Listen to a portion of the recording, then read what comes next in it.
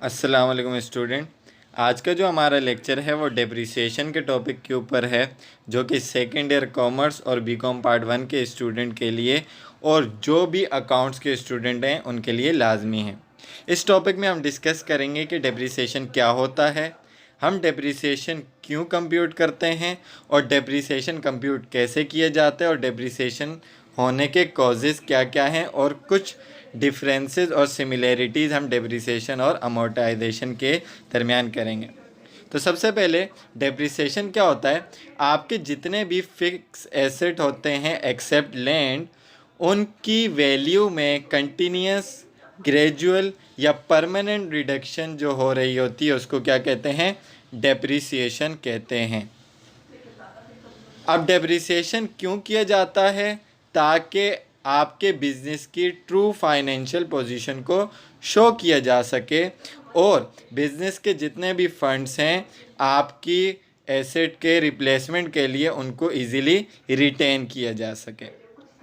आपके जितने भी एसेट्स हैं लॉन्ग टर्म वो डेप्रिशिएट होते हैं सिवाय लैंड के।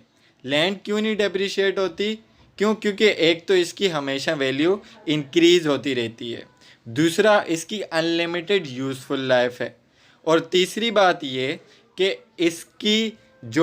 इसका जो एरिया है वो ना कभी इंक्रीज़ होता है और ना कभी डिक्रीज़ होता है। डेप्रिसिएशन के कॉजेज़ क्या हैं, यानी कि किस किस वजह से डेप्रिसिएशन हो सकता है। सबसे पहले नॉर्मल वेयर एंड टेयर की वजह से हो सकता है, डेप्लीशन की वजह से हो सकता है, मार्केट वैल्यू की वजह से हो सकता है, किसी न्यू इन्वेंशन की वजह से हो सकता है, नेचुरल कैलेमिटीज़ की वजह से हो सकता है और पैसेज ऑफ टाइम की वजह से भी डेप्रिसिएशन हो सकता है। अब डेप्रिसिएशन के फैक्टर्स क्या हैं, यानी कि वो कौन सी चीज़ें हैं जो डेप्रिसिएशन निकालने के लिए हमें चाहिए होती हैं। सबसे पहले कॉस्ट, दूसरी उसकी यूज़फुल लाइफ और तीसरी उसकी टर्मिनल वैल्यू, जिसके हम मुख्तलिफ़ नाम लेते हैं। टर्मिनल वैल्यू को हम स्क्रैप वैल्यू भी कहते हैं, सेल्वेज वैल्यू भी कहते हैं, रेजिजुअल वैल्यू भी कहते हैं, जंक वैल्यू भी कहते हैं।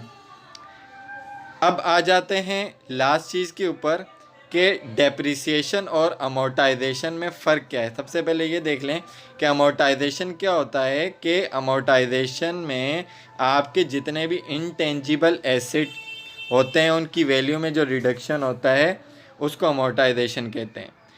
तो सबसे पहला डिफरेंस क्या है डेप्रिसिएशन और अमोर्टाइजेशन में, कि डेप्रिसिएशन टेंजिबल एसेट पे लगाया जाता है और अमोर्टाइजेशन इनटेंजिबल एसेट पे लगाया जाता है। डेप्रिसिएशन एक नॉन कैश एक्सपेंस है और अमोर्टाइजेशन भी एक नॉन कैश एक्सपेंस है। डेप्रिसिएशन की जो रिपोर्टिंग होती है वो भी बैलेंस शीट में होती है और अमोर्टाइजेशन की रिपोर्टिंग भी बैलेंस शीट में की जाती है। डेप्रिसिएशन जो अप्लाई होता है वो तमाम फिक्स एसेट के ऊपर होता है except land, for example machinery, building, equipment, plants वगैरह। और जो अमोर्टाइजेशन है उसकी एप्लीकेशन किस पर होती है, पेटेंट्स के ऊपर, अच्छा गुडविल के ऊपर और फ्रेंचाइजेज वगैरह ऐसे एसेट के ऊपर होती है।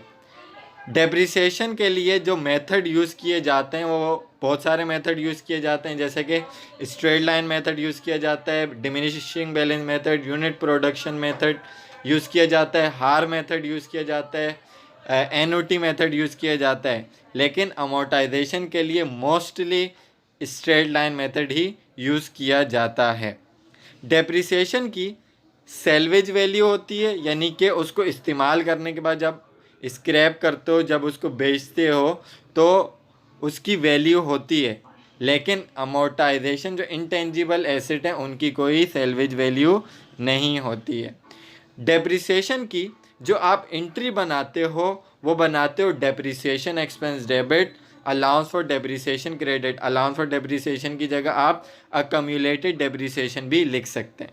On the other hand amortisation की जो फिक्स एंट्री है वो क्या है, amortisation expenses debit, allowance for amortisation credit. ये छोटा सा डिस्क्रिप्शन था डेप्रिसिएशन का। आई होप कि आपको इसमें इसका कॉन्सेप्ट समझ आया होगा। अगर कोई बात नहीं समझ आती तो आप कमेंट सेक्शन में इसके हवाले से क्वेश्चन कर सकते हैं। Thank you very much.